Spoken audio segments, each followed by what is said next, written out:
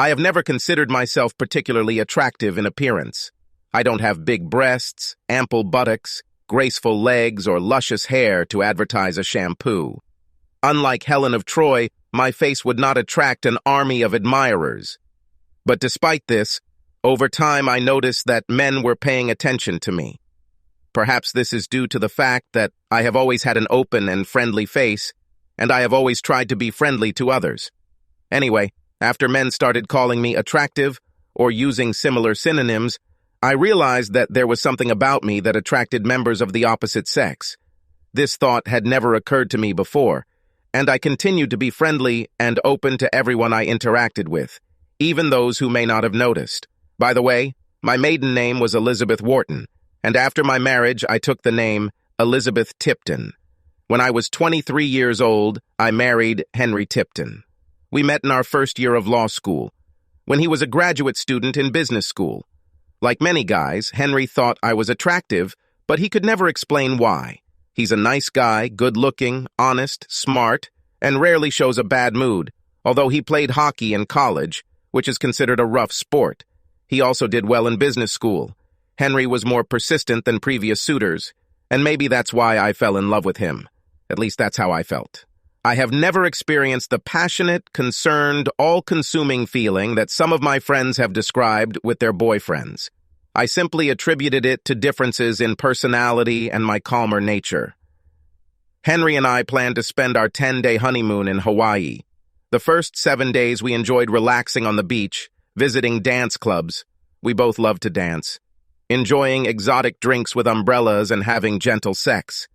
We spent the 8th day of our honeymoon in a non-touristy part of Honolulu, next to a slightly run-down park. I don't even remember why we went there. It was Henry who suggested it, despite my misgivings. While I was sitting on a park bench, Henry went out to get some ice cream since it was a very hot day. It had only been a minute since Henry was around when I noticed a couple of burly guys staring at me. Immediately, I was overcome with anxiety and almost rushed to find Henry, but then I decided that perhaps it was just my nerves. However, I soon realized that my fears were not in vain when they began to approach me as soon as Henry was out of sight. I didn't notice the third guy, who was approaching from the opposite direction from the first two, until he suddenly grabbed me. Suddenly, all three of them dragged me to the car, the door of which was open. The only thing they managed to say was, "Don't resist, creature, or you will get hurt." At least one of them hit me on the cheek when I screamed. I helplessly tried to resist them as they tried to get me into the back seat of the car, but suddenly I heard a groan and a crack sound. One of the attackers suddenly let me go. At this point, the situation became extremely violent, and I felt my head hit the car, and then I fell to the ground in pain that bordered on delirium. My left eye quickly became swollen, and my thoughts became confused. But, as far as I could see, some big guy with blonde hair was fighting two thugs, while the third lay motionless on the ground. One of the attackers fell on top of me, apparently unconscious, and I instinctively pushed him away. At that moment, I saw how the big blonde man broke the neck of the third guy, and he fell to the ground. My savior pulled the bandit away from me and gently asked, "Are you okay?" I answered something incomprehensible, and a concerned expression appeared on his face. He picked me up like a feather and carried me to his car. He carefully laid me down in the front passenger seat. Then he wet a rag with water from a bottle and began to gently wipe my forehead over my swollen eye. Then he took out a bandage, probably from the first aid kit, although I didn't see it, and placed it on the obvious cut above my left eye. He then disappeared for a short time, put my purse on my lap, and said he would take me to the hospital. I saw him bend over his phone, apparently to get directions to the nearest hospital, and after that we set off. During the trip, I periodically regained consciousness and then lost it again. When I was conscious, I remember looking at him and thinking, this is the most handsome guy I've ever seen in my life. I admired his broad shoulders and strong biceps. He asked me a lot of questions, apparently trying to bring me back to full consciousness, since I was once told in a health class in high school that when there is a head injury, it is important to keep the person awake. All I remember were his questions. Did my rings mean I was married? Where was my husband, and what did he look like? I think I answered his questions correctly. I realized this when he pulled up to the emergency room at the hospital. When he came to pull me out of his car, he said, "It would be great if you didn't tell anyone that I killed 2 of the 3 thugs who attacked you. And please tell them that you don't remember anything about me." I'm sure I muttered something inaudible like, "Okay." When he lifted me into his strong arms, I buried my face, fortunately, on the side of my good eye, into his chest and pressed myself against him as tightly as I could. There was great commotion in the emergency room. The ward officer took my purse, and my savior carefully placed me on the gurney. I extended my hand to him and said, "Thank you. I don't even know your name." "My name doesn't matter," he smiled. And this smile seemed to illuminate the dim corridor of the department with the light of a halogen lamp with a power of 1,000,000 candles. "Just call me Jude, and I was glad to help such an attractive girl." I seemed to fall into unconsciousness as I felt the gurney begin to move. The incident left me with a severe concussion, as well as a swollen left eye and a cut above it that required several stitches. Henry had apparently arrived, although the times I drifted in and out of consciousness made it less clear. This happened approximately 3 hours after the incident. His cell phone number was on the emergency contact list in my purse, and the hospital called him. When I first noticed Henry was in my hospital room, there were 2 other guys next to him. They introduced themselves as detectives from Honolulu and were in plain clothes.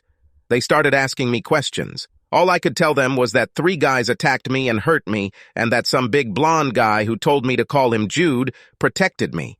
But I had no more information.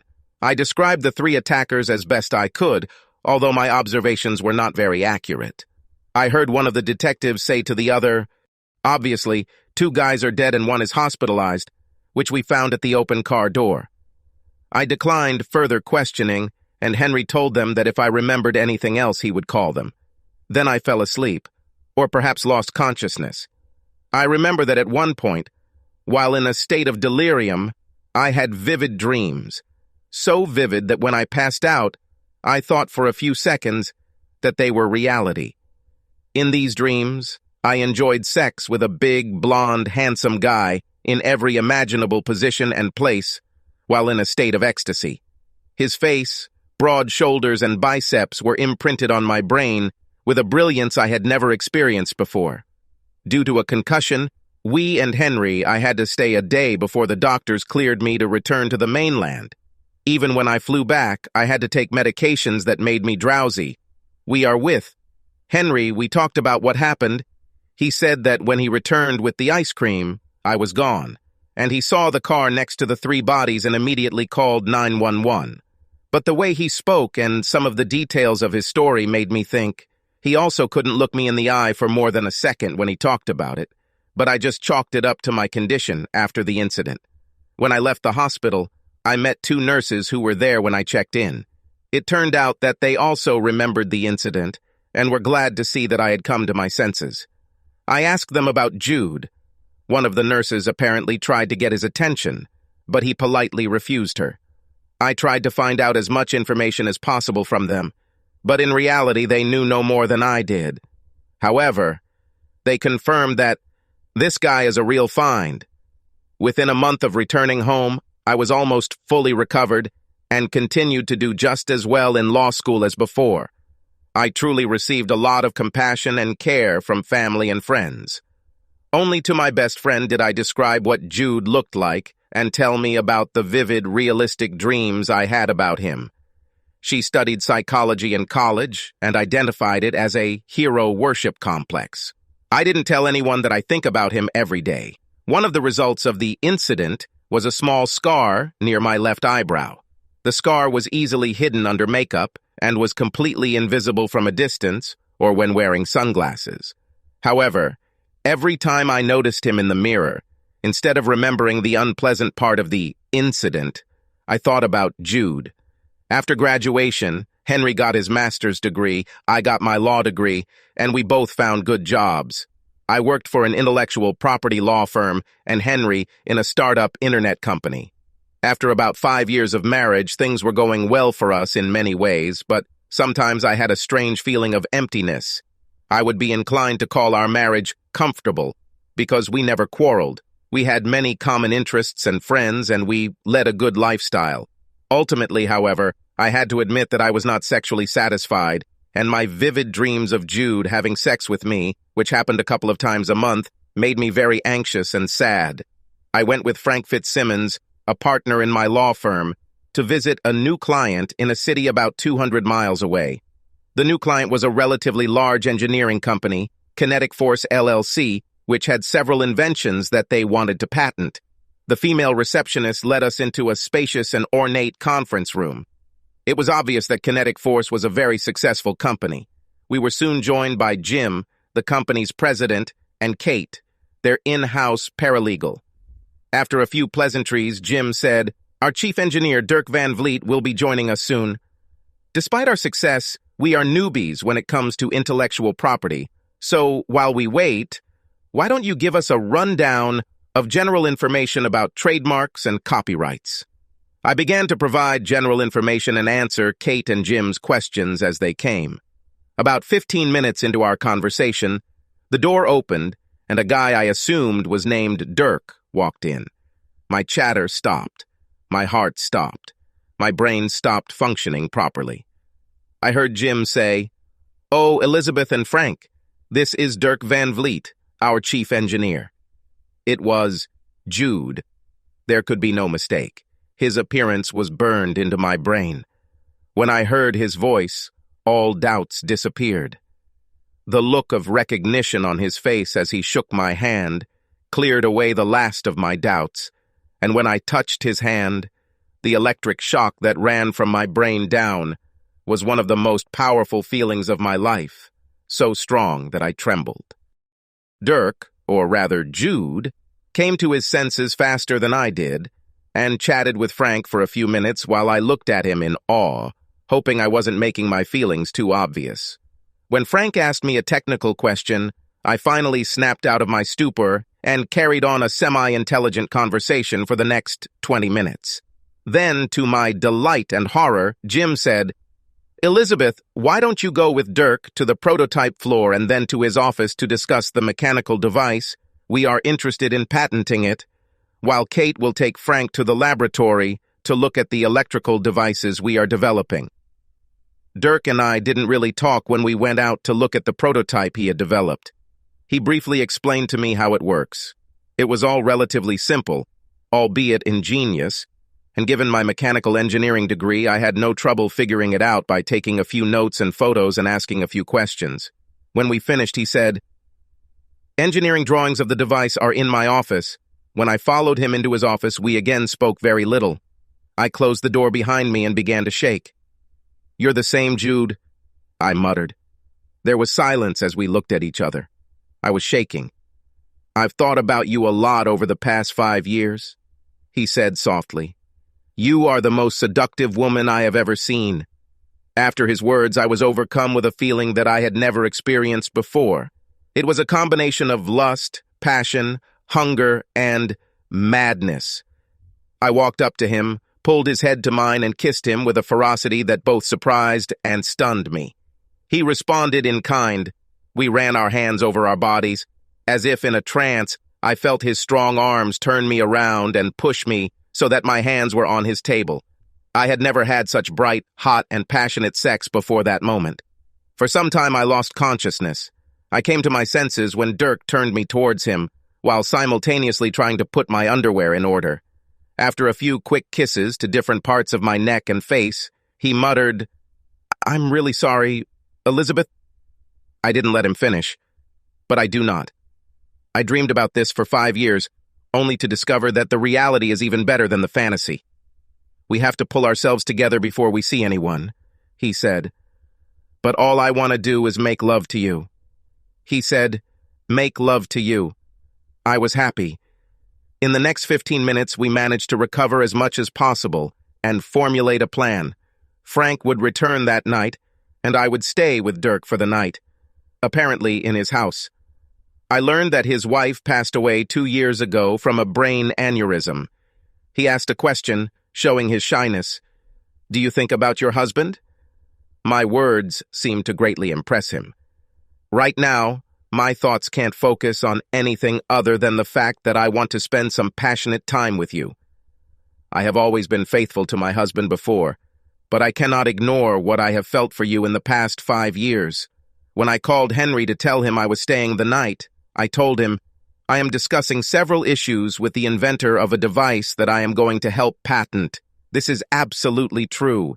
It seemed to me that Henry sensed that something was wrong, but he did not ask further questions, and there were no signs of affection at the moment of goodbye.